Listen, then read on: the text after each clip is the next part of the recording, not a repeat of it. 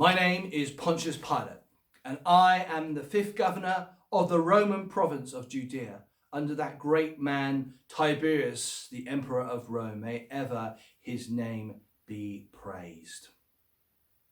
Well, just the other morning, I was awoken by some visitors, and very important visitors indeed. It was the chief high priests, it was the elders, it was the Sanhedrin and the teachers of the law who came before me at my palace. And they brought before me a man, Jesus. They wanted me to put him to death. They told me, I'm the only one in this province that has the power to do that, which they're right. And I said, what has this Jesus done to be worthy of death? And then they said, well, he said that we should not pay our taxes to Caesar. And he also claimed that he was the King of the Jews, our Messiah. In other words, he was speaking or is speaking blasphemy. Okay, I said, well, bring him before me. And so they brought this Jesus before me, and they made so many other accusations about him.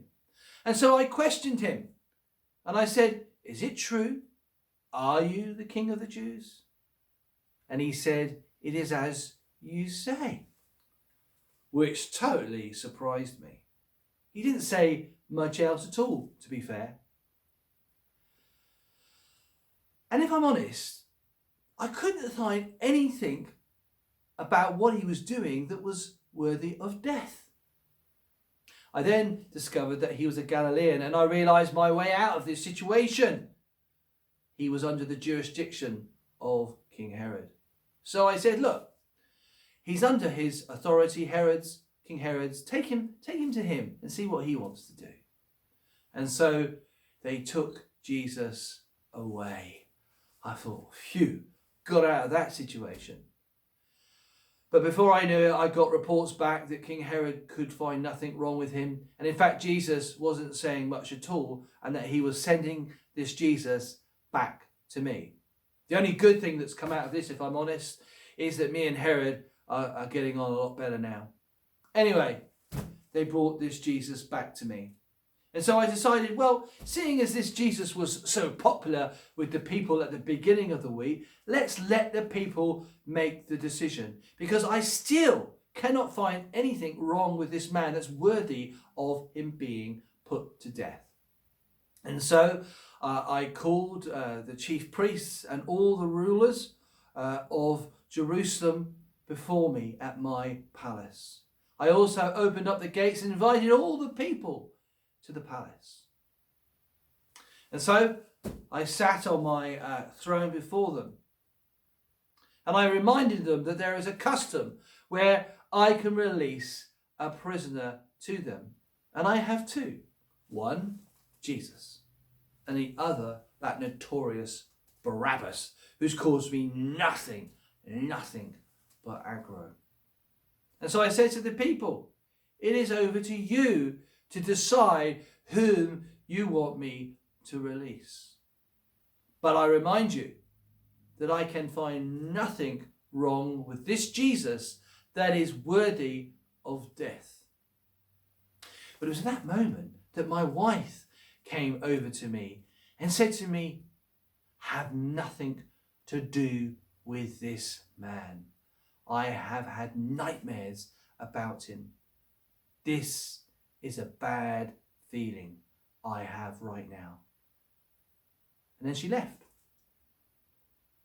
Well, I have to say, I was really taken aback by that.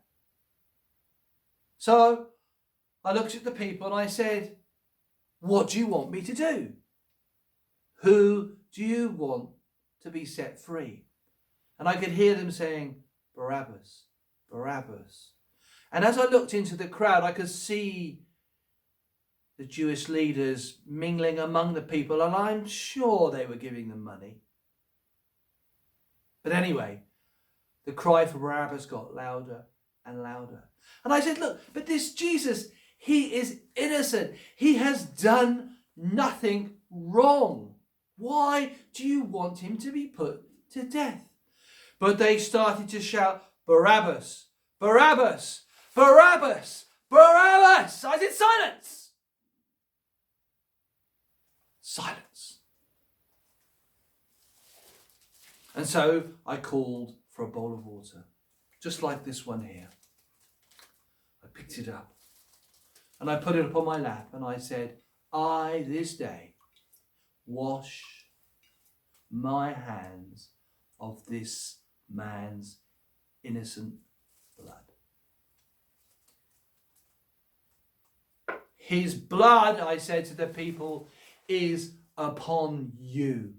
And they all together said, let it be so. So it's then that I handed this Jesus over to my soldiers. And I heard they took him away and they beat him. I have to be honest, when I did hear the reports of what they did to this Jesus, I felt they were going far too far. But what could I do? He was condemned to death. I was amazed, actually, when I did hear the full report on what they did to him, how they actually made it to where he was going to be crucified at Golgotha. Well, I wanted to just forget the whole matter and get on with my life and my day. But when I was in my palace and I was on my balcony, suddenly it went dark. It was awful. It was frightening. The sun just went dark. It disappeared. Darkness came across the whole land. And as I stood there, the earth started to shake. There was a massive, massive earthquake. I fell to the floor. All I can say, it was one of the most frightening things that I've ever experienced. But then after a while, light returned. I got myself to my feet. I brushed myself off. And then the reports started to come into me. A centurion came to me and said, I think this Jesus really was the Son of God. I said, but how can you say that? He said, you just didn't see what happened when he died. I said, well, I saw the darkness and I felt the earthquake.